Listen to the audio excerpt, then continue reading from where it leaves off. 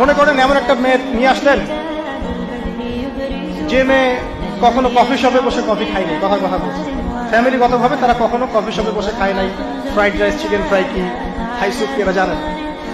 কারণ বিয়ের পরে যদি আপনি ওকে নিয়ে ওখানে যান তো সে আপনাকে রাত্রেবেলা ঝগড়াও করতে পারে, এত টাকা খরচ করা কি দরকার ছিল। তো পরিবেশ একটা ফ্যাক্ট।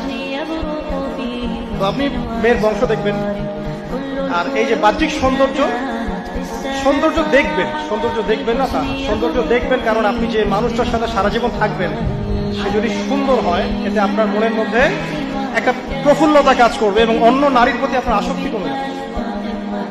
কিন্তু সৌন্দর্যটা মূল উপাদান নয়, তার দিনদারিতা মূল উপাদান। যদি দিনদারিতা থাকে, আকীদা ঠিক থাকে, আমল ভালো, মাশাআল্লাহ ফরজ ওয়াজিব মেনে চলে, খাস পর্দা করে, আপনি বাকি বিষয়গুলোকে গৌণ রেখে এটাকে মুক্ত রাখেন, এগুলো মূল